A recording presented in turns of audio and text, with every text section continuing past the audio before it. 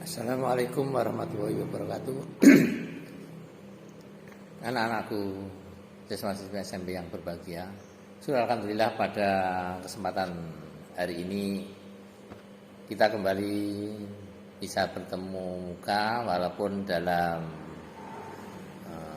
WA melalui video viral ya. Ini. Kemudian perlu anak-anak Bapak ingatkan bahwa masa ini masih masa pandemi COVID-19 sehingga untuk tatap muka belum bisa dimungkinkan ya. Jadi anak-anak bisa belajar lewat WhatsApp ya. Jadi ini Bapak untuk pertama kali mengadakan pertemuan lewat video ya. Jadi anak-anak nanti bisa mengikutinya dengan baik dan sekali lagi anak-anak tetap menjaga prokes atau protokol kesehatan, diantaranya adalah memakai masker, ya, jaga jarak dan tidak berkerumun. Kemudian jaga kesehatan, ya. Jadi masa-masa ini merupakan masa pandemi COVID-19, ya, dan merupakan permasalahan dunia, ya. Jadi merupakan permasalahan dunia yang harus kita hadapi bersama-sama, namun kita tetap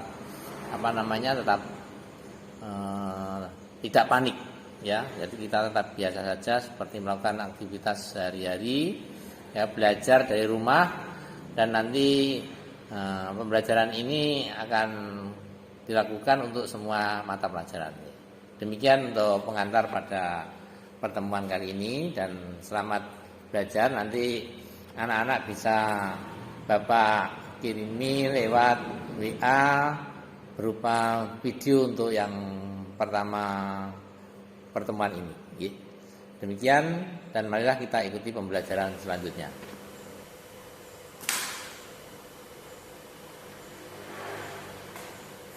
Marilah anak-anak, sebelum kita mulai pembelajaran ya, marilah kita menyanyikan lagu Indonesia Raya dahulu ya, atau lagu kebangsaan, dan anak-anak ikuti lewat WA di rumah masing-masing ya. Mari silakan, dan nanti menggunakan sikap sempurna ya, sikap siap untuk menyanyikan lagu Indonesia Raya. Silakan anak-anak kerjakan sesuai dengan situasi dan keadaan di rumah masing-masing. Marilah kita ikuti lagu kebangsaan Indonesia Raya.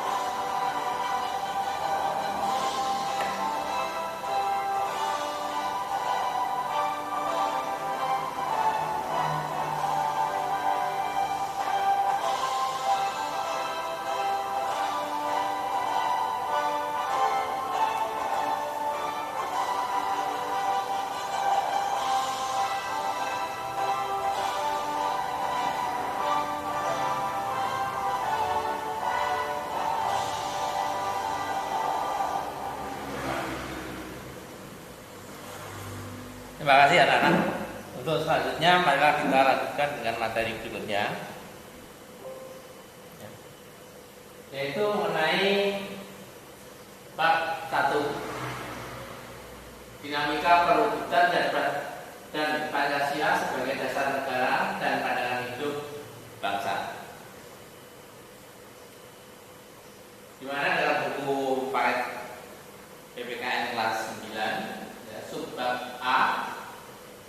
Di antaranya adalah penerapan Pancasila dari masa ke masa dengan kompetensi dasar. Satu, mampu membandingkan penerapan Pancasila sebagai dasar negara pada masa awal kemerdekaan dan Orde Lama periode 1945 sampai 1965 dengan indikator mendeskripsikan penerapan Pancasila sebagai dasar negara dari masa ke masa. Tujuan pembelajaran ini setelah nanti anak-anak mengikuti proses pembelajaran, diharapkan dapat menjelaskan manfaat yang diperoleh dari mempelajari tentang penerapan Pancasila dari masa ke masa. Itu tujuan yang pertama. Tujuan yang kedua, anak-anak nanti bisa menjelaskan sikap yang dapat diperoleh setelah anak-anak mengikuti proses pembelajaran ini. Yang ketiga, anak-anak bisa menjelaskan manfaat yang diperoleh melalui proses pembelajaran yang telah dilakukan. Yang keempat, anak-anak bisa merencanakan tindak lanjut yang dapat dilakukan dari materi ini. Dan selanjutnya anak-anak menentukan sikap yang perlu dilakukan selanjutnya. Jadi itu adalah tujuan dari materi pembelajaran ini. Kemudian pada materi yang pertama adalah masa Orde Lama, di mana masa Orde Lama ini berlangsung antara tahun 1959 sampai dengan 1966, di mana periode ini dikenal sebagai demokrasi terpimpin. Apa itu? Demokrasi terpimpin adalah sebuah sistem demokrasi yang seluruh keputusan dan pemikiran dalam pemerintahan negara berpusat pada pemimpin negara. Nah, pada saat itu dipimpin oleh Presiden Soekarno. Jadi di sini adalah tentang masa Orde Lama, yang berlanjut atau berlangsung antara tahun 1959 sampai 1966. Nah, pada masa ini banyak gerakan separatis, sehingga negara tidak stabil, pembangunan ekonomi tersendat, yang mana disebabkan sering terjadinya pergantian kabinet. Sidik-sidik terjadi reshuffle atau pergantian yang dilakukan oleh presiden pada waktu itu, sehingga keadaan tidak stabil, terutama pembangunan ekonomi menjadi tersendat. Di samping itu, Badan Konstituante, kalau sekarang DPR Badan Konstituante yang ada pada waktu itu gagal melaksanakan tugas untuk menyusun undang-undang dasar, dan akhirnya Presiden Soekarno mengeluarkan dekret Presiden 5 Juli 1959. Jadi Badan Konstituasi yang dipercaya untuk menyusun undang-undang dasar ini gagal, tidak bisa melaksanakan tugas. Gara-gara pada saat itu dalam badan ini saling mengurus kubunya masing-masing atau partainya masing-masing, sehingga kesatuan tidak terbentuk. Akhirnya tugas yang harus dilaksanakan tidak bisa menghasilkan atau tidak mampu menyusun undang-undang dasar. Akhirnya dari dekret presiden itu kembali ke dalam Undang-Undang Dasar 1945 lagi. Yang mana dalam pelaksanaannya ternyata terjadi penyimpangan terhadap Undang-Undang Dasar Negara Republik Indonesia tahun 1945. Di antaranya adalah bahwasanya Presiden Soekarno ditetapkan sebagai presiden seumur hidup berdasarkan TAP MPRS nomor 20/1963 yang menyebabkan kekuasaan presiden semakin besar dan tidak terbatas. Jadi akibat dari penetapan presiden seumur hidup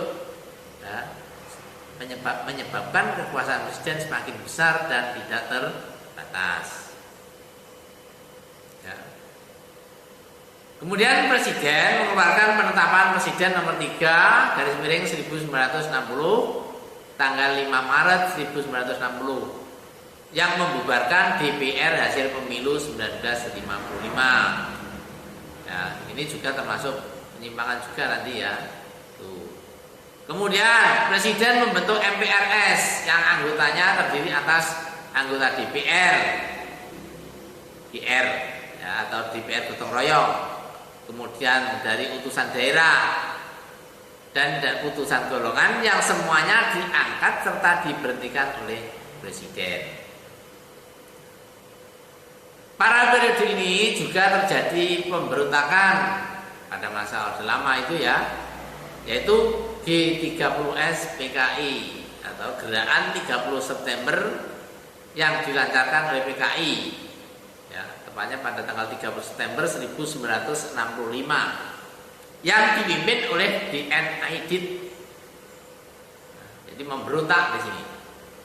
Nah, apa tujuan dari pemberontakan ini? Yaitu menjadikan negara Indonesia sebagai negara komunis yang berkiblat ke negara Uni Soviet ya, serta mengganti Pancasila dengan paham komunis.